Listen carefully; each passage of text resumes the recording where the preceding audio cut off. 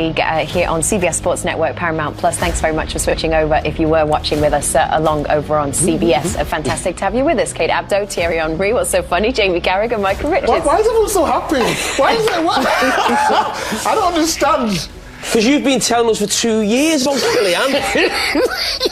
And we hadn't listened, had we? I'm devastated for him. Michael, anyway, sorry, we'll mop up your tears in a minute, but I tell you what, let's enjoy the moment first of all. Take you out to the Santiago Bernabeu where Guillem Balaguer had the privilege of watching that one live. You told us before the night it smelled like a big night. You said it was a big night, Guillem. It absolutely was. This game reminded us that actually we're going to look at football with logic. The logic was saying, after an hour, only one winner, and we were already making packages with videos of Mbappé and how brilliant he was, had scored 3 goals. Only one counted. But then, magic and mistakes, and I'm sure you'll talk about those, but I'll leave that to you. The magic of the Santiago Bernabeu happened, and Benzema manages to score a hat-trick in 60 minutes. Where did that come from? But that's football, isn't it? Guillem, you mentioned before the game about Lionel Messi sort of enjoying his time now. He could play for another 18 months. There's been talk, obviously, of Mbappé going to Real Madrid. Because of going out now in such a prestigious competition, do you think there's a chance that next season PSG are without both Mbappé and Messi? Messi? I don't think so. So much has changed. But in any case, he wasn't on goal. That was Donnarumma, no, with the mistake. And was it Marquinhos passing it to Benzema?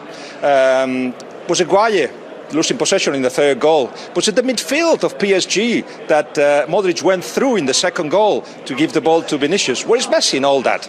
What's his fault? No one's blaming Messi, Guillem. I'm saying, you said before the game that he's enjoying his football now and he sees his opportunity of being here for the next 18 months. I'm saying, on the back of going out the Champions League so early, himself and Mbappe, is there a chance that Lionel Messi may go at the end of the season? It's not the plan, basically. He wants to stay at PSG because there is the Qatar World Cup he wants to be fit for. But I think that this appointment will be huge because, yes, PSG is built to win the Champions League. How do you analyse that? Certainly not with logic. I give you magic. There's a bit of magic and, you know, they bottled it, I guess.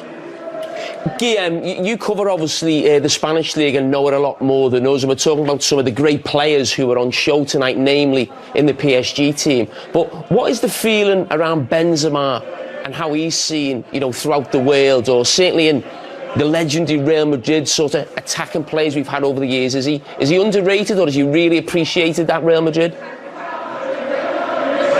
He's now appreciated, has been appreciated for, I would say, 4 or 5 years in Madrid.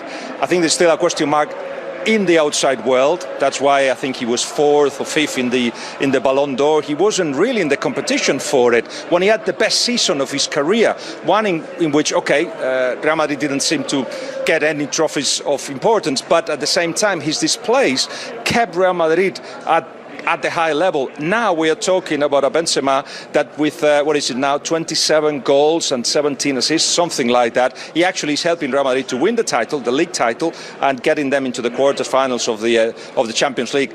You would say right now in form, Mbappé, Lewandowski and Benzema are 3 best players in the world. What does this result do for Pochettino's future at PSG, Guillem? I thought you were going to ask that one.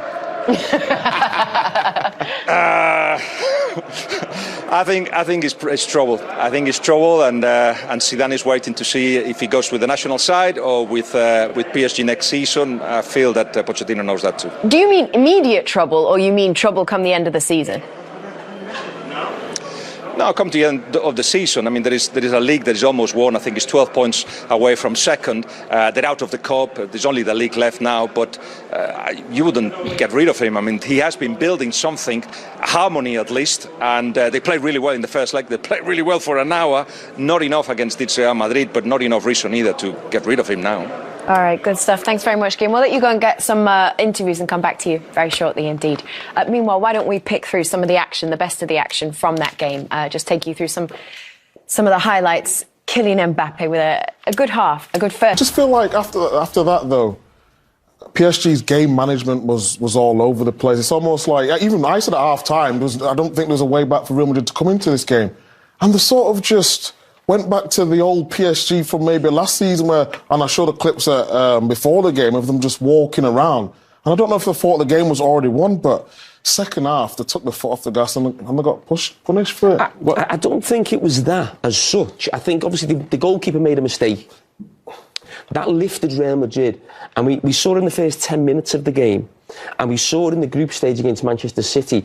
When a game becomes quick and the intensity of the game rises, as it did at 2-1, they can't cope because they don't all defend or play as a team, and it's just too fast for them. And they couldn't keep up with a Real Madrid team, well, let's be honest, are an aging team as well, but got an extra bit of energy from the support, a bit of belief that they could get something from the game. And PSG could not cope with that intensity. And that's why we've said from the very start of this competition, I think we've all agreed, we don't think PSG can win the competition. But the manager needed to make a sub when it went to 1-1. We could see him, no, I won't say walking, and I don't even want to put the blame onto him, but they don't have, like you just said, that they don't have the same energy. They needed to put another one in midfield. The thing is, that what should have been done, and it's not easy sometimes, you get carried away as a coach when you're on the bench. When do I do it? When I don't do it, and suddenly Real Madrid scored.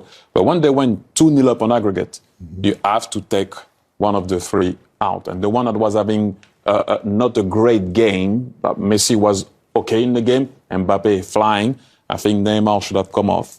And you bring another midfielder to try to close the shop and see how you can operate. Is that the problem, managing PSG for any manager? It is. It's difficult. Players are almost as big as the club, and you can't bring them off. You can't drop them. It is difficult for a manager. You saw it with Tuchel, with Emery. They couldn't do what they like to do, and sometimes those decisions, and especially that decision, did matter tonight. And then after, you bring Di Maria. So now you have 4 attacking players, and you could see in transition, and when Real Madrid was keeping the ball, they couldn't cope with it. You heard Guillaume there say they bottled it.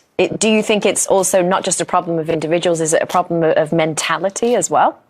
Yeah, I think so. I do believe that. Sometimes you can have too many egos or big-name players within that, and you see some of the mistakes Guillaume mentioned there.